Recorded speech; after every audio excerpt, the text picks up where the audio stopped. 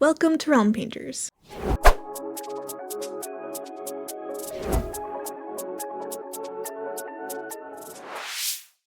You know what is probably the most enjoyable way to play Warhammer? Spearhead. And since Jay has been doing a lot of combat patrols, I thought I could go ahead and show you guys how to paint my favorite Spearhead army, the Lumineth. The Lumineth do have a reputation for being really difficult to paint. I'm not here to disprove that at all. However, I do want to show you guys, it's still fun to paint them. So in this series, I'll be showing you how to paint the Lumineth Spearhead, starting off with the Wardens. So with each unit in this series, I'll be painting in a higher level until we reach the Cenari Cathalar. If you enjoyed tutorials like this, please comment down below which Spearhead you want to see next, and be sure to like and subscribe, and other than that, let's get to painting.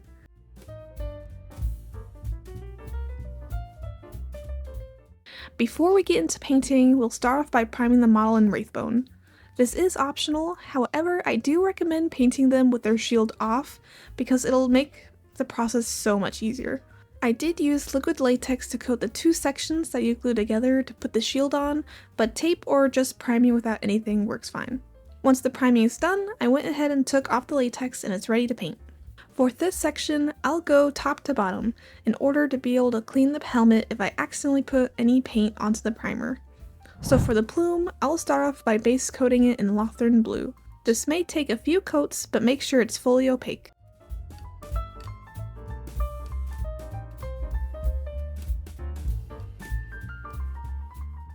Then with Teclis Blue, paint 3 stripes onto the plume on both sides.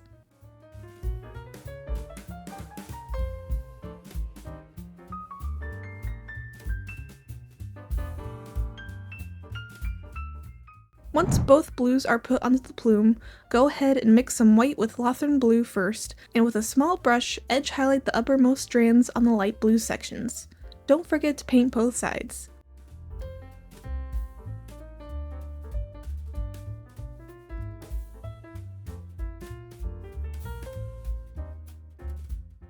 Then mix Teclis Blue with white and do the same process on the darker sections.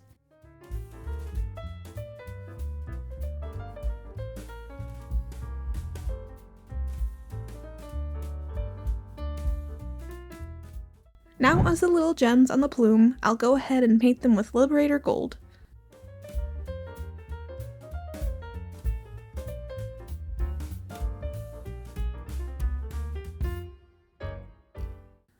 Then with Runefang Steel, add a little highlight on top of each jewel.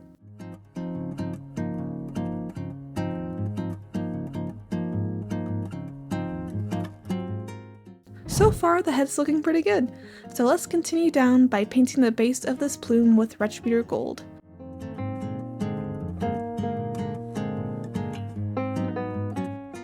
Then give it a small wash of Rakelin Fleshshade. After drying, do a small highlight on the edges with Liberator Gold.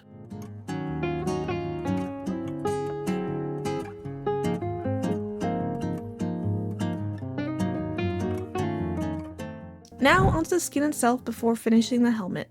First up, base coat the skin in Kislev Flesh.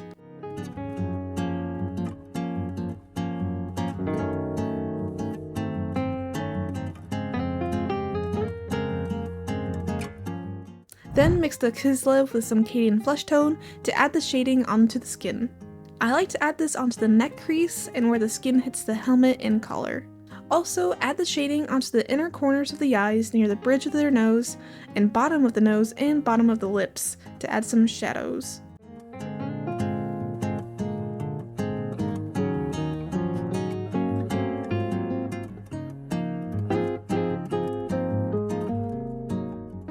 Now onto the quick highlight, we'll mix the Kislev Flesh with Wraithbone to add the highlight onto their outer brow bone and nose. So usually I say it's optional to paint the eyes themselves, however I did feel a bit brave today and I decided to try it. So I went ahead and with Lothern Blue, paint the irises onto the eyes. If by chance you mess it up, just use some Wraithbone to clean the eyeballs.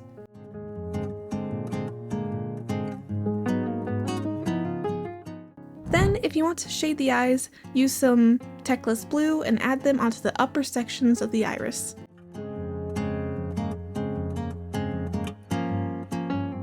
So far, they do look a little deranged with the blue eyes. They kinda have the blue eye stare going on. That's okay, we'll fix it. So we'll fix that by adding Rayclin Flesh Shade to shade the upper eye, almost like giving them eyelashes so the eyelid is pronounced. Then clean up the whites of the eyes with Wraithbone afterwards if need be. Not the worst, but I can definitely get more practice done with eyes later on.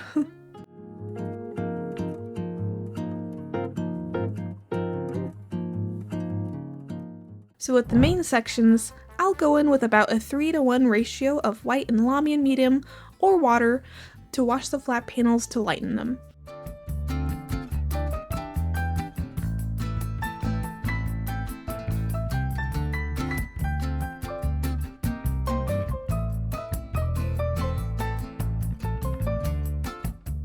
Then once the panels are fully dry, use watered down Agrex Earthshade to outline all the panels.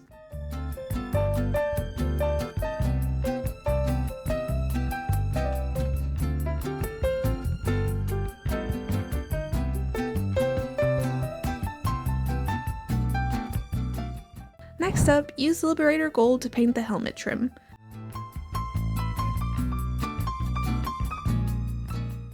You can tell that I forgot to do this until I already painted over, however, paint this trim around the forehead jewel with Retributor instead of Liberator. Lastly, for the head, we'll be painting a jewel on the forehead. We'll start off by mixing Genestealer Purple with white. Make sure it's very light, I would say about 1 part purple, 3 part white. Then mix an even lighter shade of purple compared to the base color and add a little dot near the top of the gem to signify the shine. Then with a darker shade of purple, shade the bottom of the gem. And you're done with the head!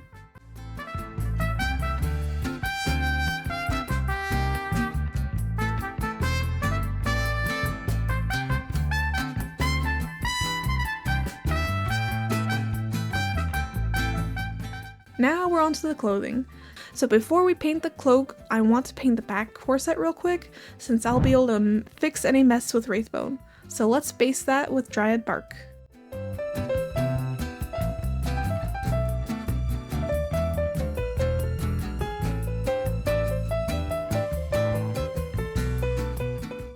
Once done, use some Dunable Brown to edge highlight the edges of the corset, the shoulder straps, and the wrinkles around where the corset strings come out of. Now continue on using Techless Blue to paint the corset string.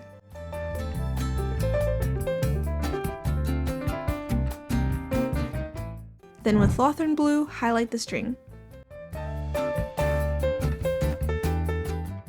Next up, we'll do the main cloak. With that, we'll do a coat of washed down Wraithbone to make sure the cloak is fully opaque if your prime job didn't 100% coat all the creases.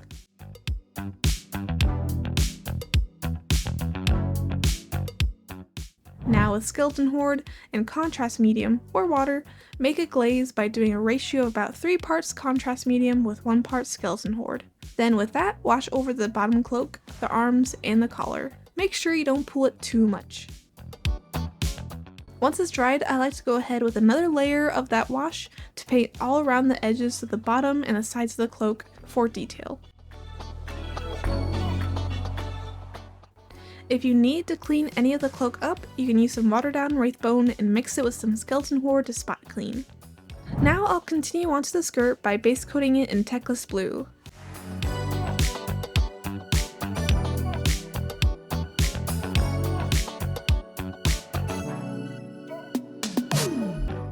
Then with a half and half mixture of Techless and Lothern, edge highlight the upper folds and bottom.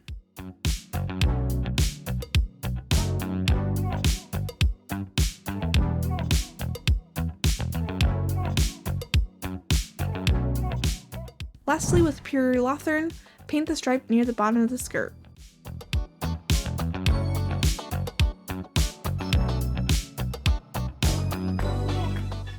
For the last part of the clothes, with Wraithbone, clean up the trim on the cloak.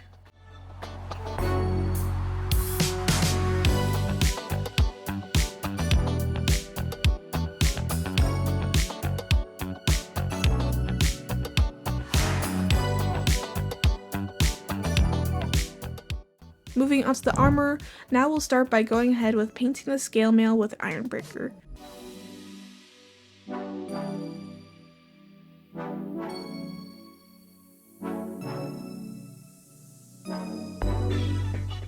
Then we'll start washing the Nuln Oil to shade the inner corners of the scales.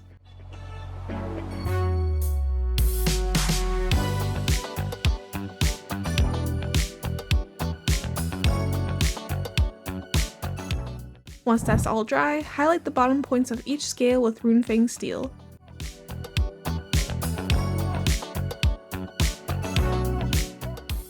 Then optionally, if you want to give them a slightly blue hue, water down some Stormfiend Contrast with either water or contrast medium and wash the scales.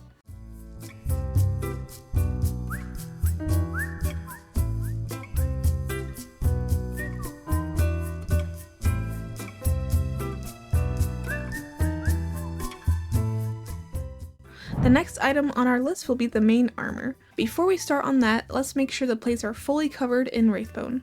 So if you had accidentally put any paint on any of those sections earlier, just make sure to clean them up.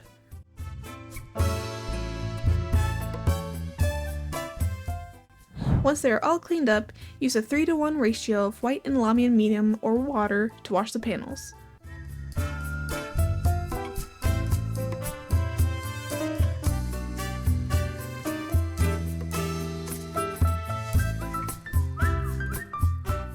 Once fully dry, outline each panel in watered down Agrax Earthshade.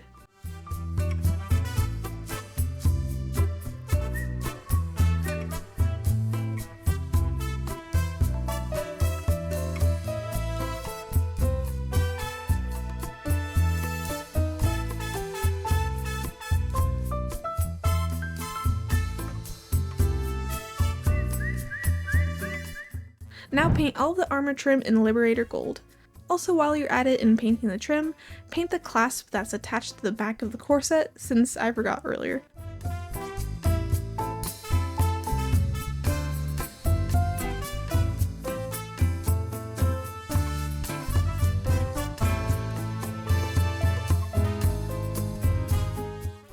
Then with Retributor Gold, we'll paint the big symbol on their chest, and any charm that hangs off their armor.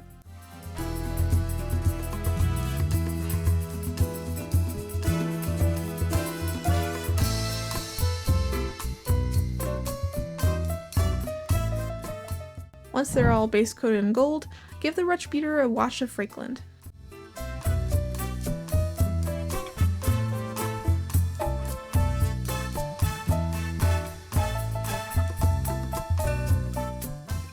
Once that's all dry, you can optionally add some highlights with Liberator Gold.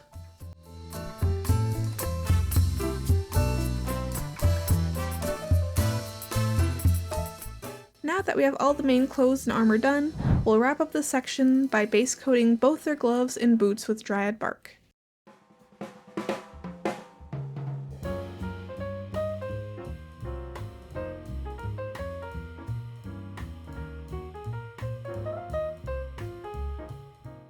Then with Dunbull Brown, highlight the areas like the knuckles and rim of the boot.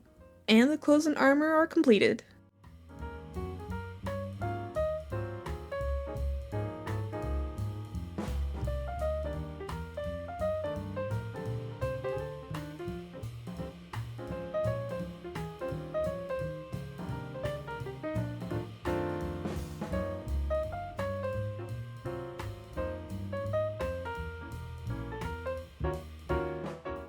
Next up will be the weapons. We'll first start off by basing the sheath of the sword with Dunbull Brown. This may take a couple of coats to get full coverage.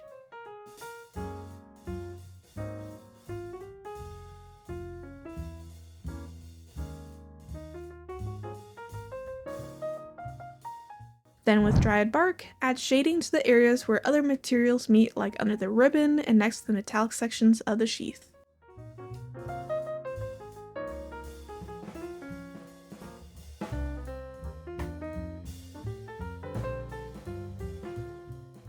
Then I like to use half and half of Dunbull Brown and Scrab Brown to add some highlighting to the upper edge of the sheath.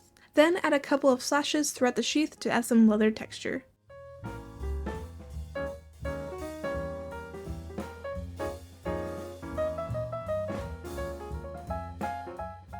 Once the sheath is complete, we'll base coat the metallic sections in Retributor Gold.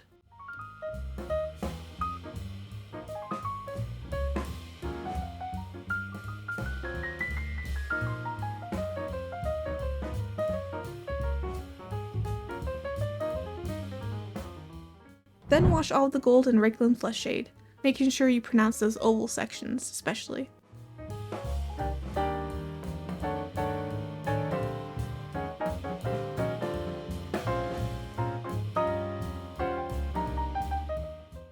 Once it's fully dry, edge highlight with Liberator Gold.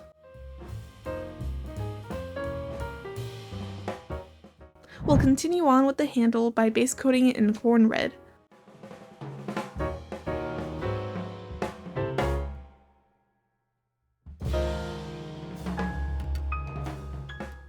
Then I like to try and use Reikland to fill in the design divots to shade them. Now onto the last part of the sword, we'll base coat the tassel and ribbons in Teclis Blue.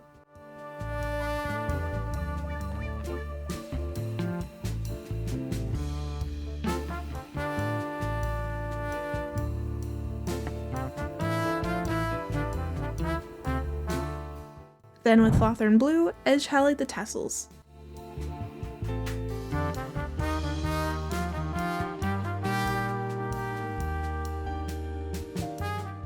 Now we'll go on to the spear. We'll start off with Doombull Brown to coat the pole. Be aware that these small rings throughout the pole will be gold later on. Make sure you get full coverage on the spear.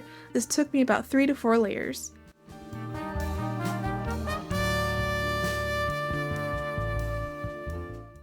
Next up, use Scrag Brown to edge highlight around the 3 rings on the pole and bottom edge of the pole.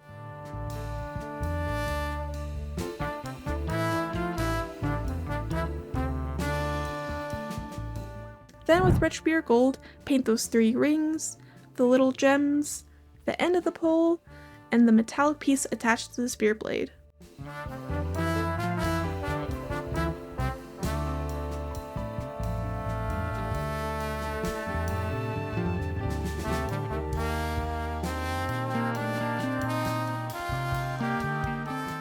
Now I like to wash all the gold sections with Reikland except those 3 rings since they're so thin. I also like to pool the Reikland on the top metallic piece to give it more detail.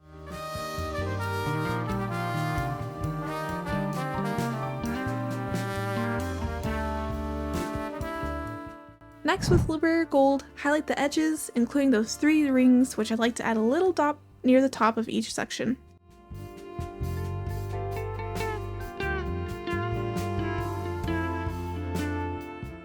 Next up, we'll paint up the spear blade by base coating it in Ironbreaker. This did take me about 2 coats to get full coverage. Then with Nuln Oil, wash over the silver. I like to have it pool more at the base of the blade and the edge facing downwards.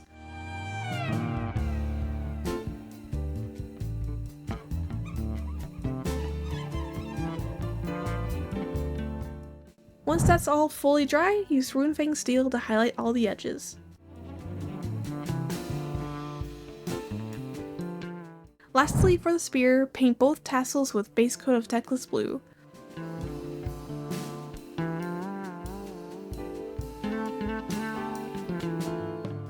Then with Lothern, highlight the edges by painting the outermost strands. And all the weapons are done!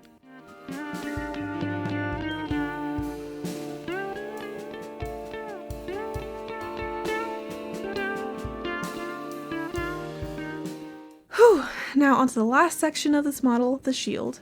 With this, I'll start on the top side of it. Go ahead with white and Lamian medium and water that down like usual before base coating the middle pane.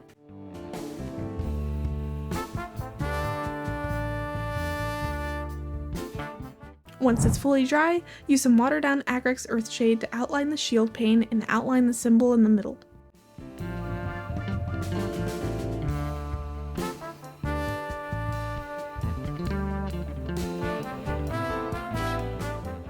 Next up, base coat the symbol in the middle with Teclis Blue. You may need to go back with Agric Earthshade if you notice that your outline isn't as noticeable after painting the symbol.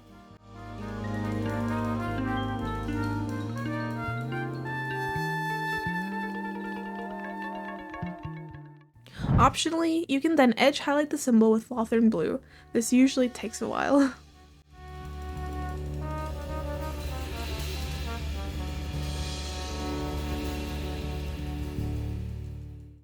Now before we paint the shield trim, let's paint the scales by base coating it in Ironbreaker.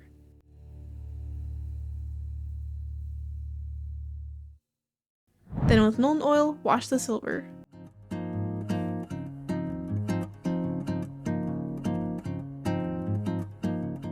Once that's dried, highlight the tips of the scales with Runefang Steel.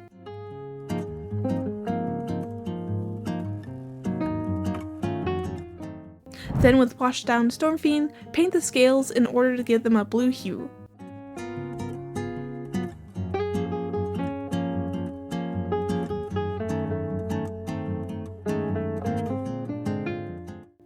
Now onto the trim, we can give it a base coat of Liberator Gold. I recommend only painting the front of it so we can paint the back later on.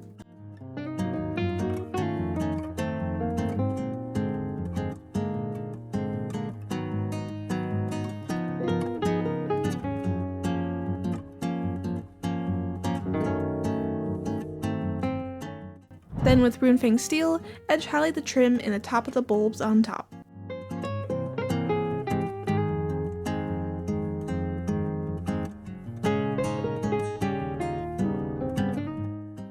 Onto the very last section, let's base coat this wooden section in Dunbull Brown.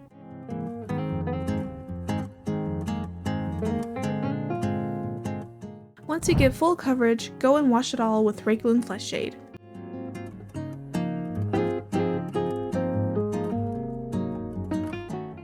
Once you let it dry, edge highlight the wooden plank edges in grain with Scrag Brown.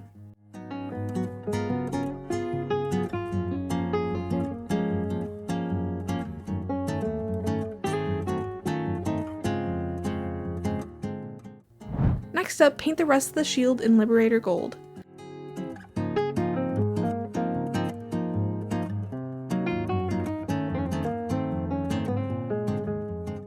Then if you like, go around the wood section with a highlight of Runefang Steel.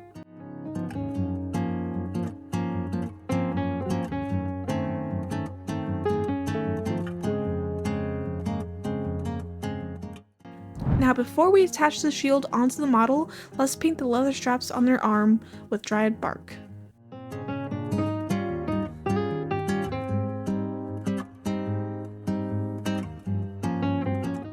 Then, I like to paint the section that attaches to the shield with Liberator Gold so it smoothes out the transition better. And just like that, the model's complete!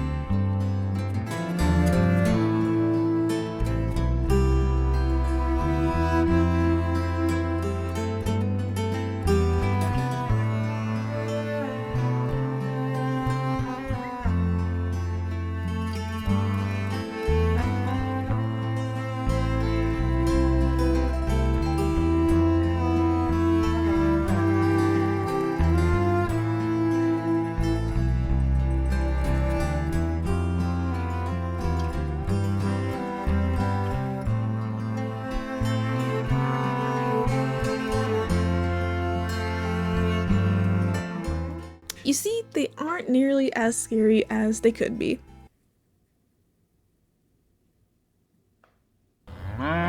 Like I said, they are my favorite AOS army. They just have awesome models, and I would love to do more tutorials on them if you're interested. Also, comment down below what your favorite Lumineth model is, because they just have such an awesome range of cool characters, and maybe I'll potentially do a tutorial on it. We'll see. We shall see. But other than that, we'll see you in the next realm.